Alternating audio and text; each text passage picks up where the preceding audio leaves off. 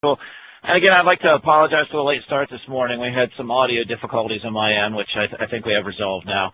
So what I'd like to do, I'd like to first give you a brief overview of the College of Information Sciences and Technology at Penn State and some of the work that we're doing within our new Center for Enterprise Architecture, and then transition into some of the research that we're doing around enterprise value measurement, and talk about some of the things that we've done in a study that we've recently conducted. And then there's quite a bit of a follow-up to the slides that I have. I've submitted these slides a few months ago, and we've got a lot of new developments in the research that we're doing that I'll talk with you about today, and these developments will probably be a topic of a future webinar in the upcoming months. So let's get started. College of Information Sciences and Technology is a relatively new entity at Penn State.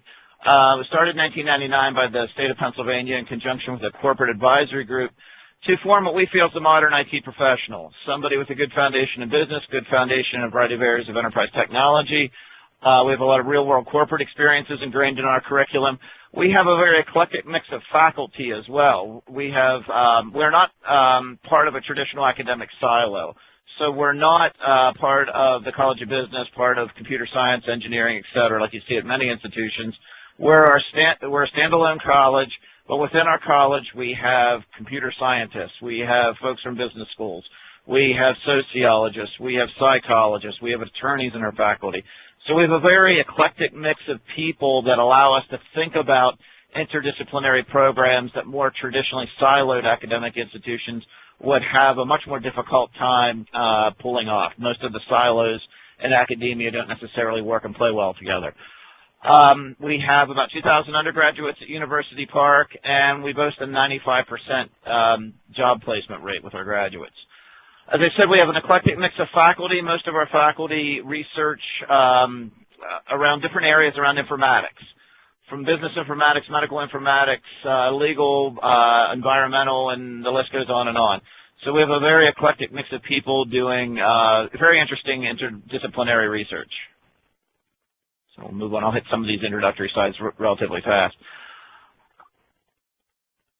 Our sweet spot in the marketplace has been in enterprise integration. We have one of the only undergraduate enterprise integration curriculums that I know of in the country, and as a result, our students are highly sought after by industry and government, and that leads to our very high placement rates and our highest starting salaries on campus, et cetera.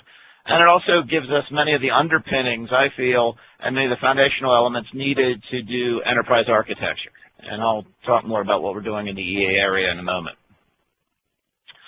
Our enterprise architecture initiative in our college is about 3.5 years old. I started this with our previous dean. Most of our faculty have prior industry experience in one way or another. I have prior industry experience in enterprise architecture, enterprise systems, enterprise integration.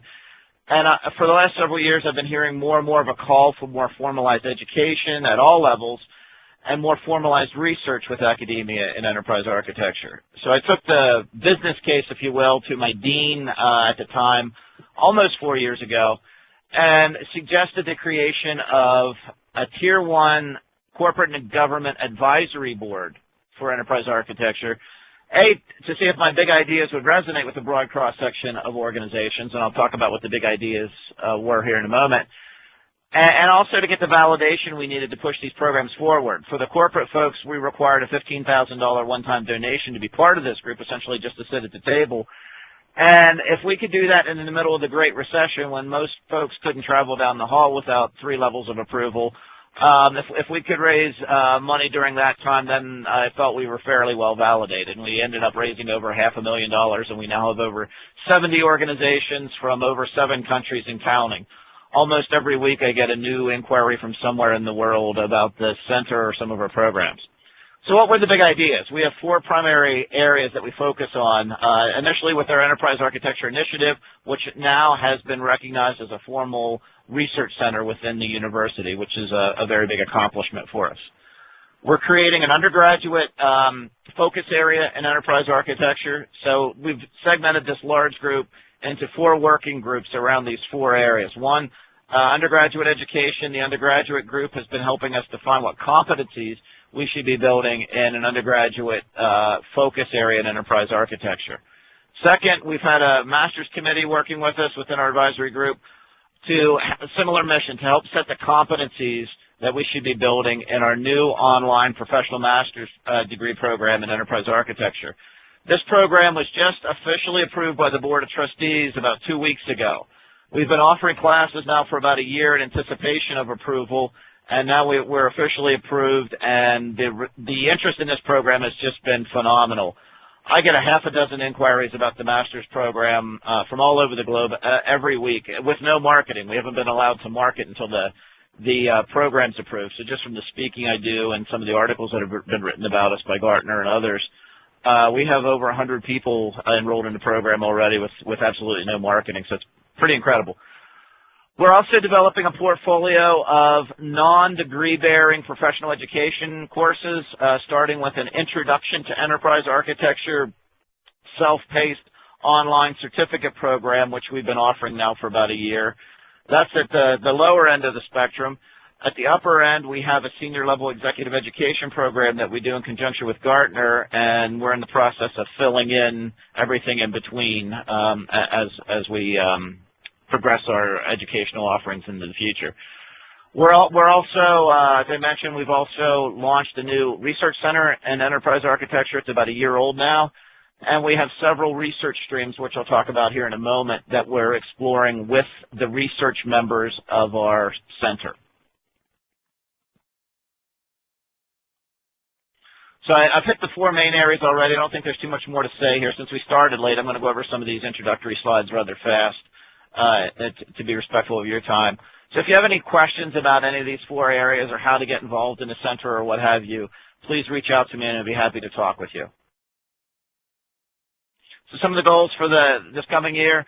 The master's program, as I said, has been approved. We're in the process of launching the program. The undergraduate focus area will be launched in the fall as well. The Center for Enterprise Architecture has been launched, and it continues to attract interest from around the globe. I've been invited to speak in a number of different venues about what we're doing in the center. I spoke at the World CIO Forum this past fall in China, speaking to the Chief Architects Forum in the federal government in a few weeks, speaking at the Gartner Conference, the DoD EA Conference, the Open Group EA Conference, and a number of corporate engagements as well. I'll be speaking to Microsoft's global meeting of their enterprise architecture professionals in Redmond in August as well. And we continue to develop this unique community. I'll talk about some initiatives that we've spearheaded that I think will really are poised to make a major impact on the profession. Michael mentioned the group that I've organized called the Federation of Enterprise Architecture Professional Organizations. I'm going to talk a little bit about FEPO at the end. This group is really catching fire, and I think is going to do some major things over the next year or two that will really make an impact on the profession. But I'll talk about more about that at the end of the session today. So the center itself, very interdisciplinary in nature.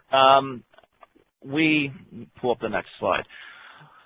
We're pulling in faculty from many different disciplines around Penn State and around the world. I've had inquiries from universities from around the globe about possible partnerships. There is no formal academic research community in enterprise architecture. This is not a mainstream academic discipline by any means. One of our goals is to, over time, help enterprise architecture become more of a mainstream academic discipline. And to do that, you really need to build some type of research community to get that academic acceptance. So we're in the process of talking with about 30 different universities from around the world in the early stages of creating a research community in enterprise architecture. We've been talking with ACM and other academic organizations about creating